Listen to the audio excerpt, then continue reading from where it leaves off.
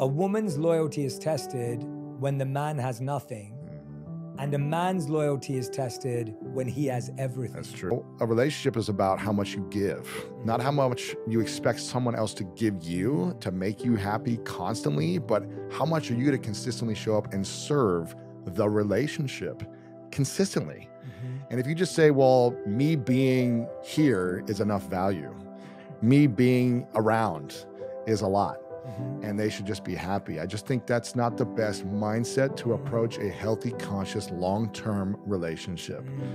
And so we got to start thinking about not what can someone give me, but how can I contribute to the relationship? And how can I meet someone with shared values that thinks the same way? And maybe if they're 24, 25, they don't have as much to give financially, but they can give emotionally, spiritually. They can give me their time. They can show up and be creative with dates, and we have shared values. So we give each other that.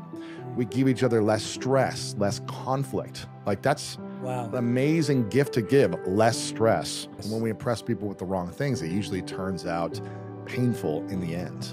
When we impress people with who we truly are, you know, our heart, our mindset, our generosity, the way we think, the way we connect, the way we're present with people, that's when we create more beauty in relationships. I would hope that people right now are looking for safety.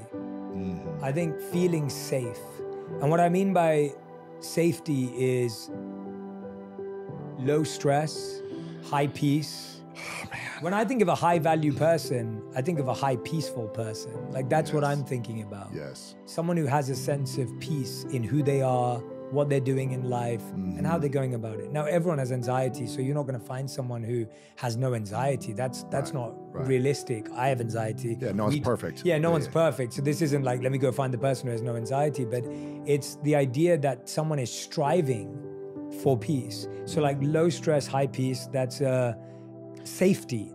Because people haven't experienced love, they don't know how to notice and receive it when it arrives knocking on their doorstep. Because you've never received love without guilt or love without shame or conditioning. Now when you get it, when someone gives it to you, it goes over your head and you get scared by it.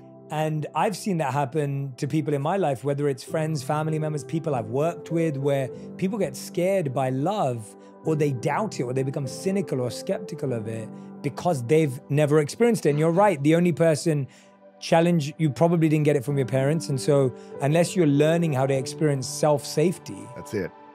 It's creating that safety first before looking for it in a relationship. Because if you don't feel safe and you try to find a partner who is safe, like you're still not safe with you. So you're gonna be anxious, you're gonna be avoidant, you're gonna be insecure. Are they gonna cheat on me? Are they gonna really show up for me like they say they do? If you don't have that safety, it's gonna be really hard to feel safe in another's presence. A relationship is an energy exchange physically, financially, mentally, emotionally, and spiritually. The problem is that the financial exchange is the only visible one. And so we put it at the top of the hierarchy. So if you're sitting right now in your relationship going, wait a minute, I pay for everything, I would ask you, who's mentally leading the relationship? So you're financially leading it. Who's mentally leading the relationship? Who's physically leading the relationship? When I mean physically, what I mean is who's taking care of the physical things like the house, the responsibilities, the things that have to happen? Who's taking emotional care? Who's creating that peace? So I've said that with me and Radhi for years. Like, you know, when we first moved to the US, Radhi couldn't work. She was on my visa, etc. And then Radhi's doing really, really well for herself now. And you know, we co-create and work together financially. But then if I look at emotionally, Radhi is so emotionally regulated. She brings so much peace to this relationship. I'm the one who can have mood swings and be a moody guy. Like my wife is so emotionally regulated. I'm so grateful for that. Like she leads that. She leads us physically. She makes sure that we both work out. She's the one making sure I eat right because she takes care of what foods and snacks are available in the house. So now you're looking at another thing that goes a point on her side. Okay, mentally, maybe that's a bit more me. I'm the one who's saying, okay, this is how we're going to take care of ourselves. This is what we're focusing on. I'm the one who's strategizing where we're heading. So now if you look at it, we're equal. But if you're looking at one thing, just money, it doesn't work. It doesn't work like that. You got to be thinking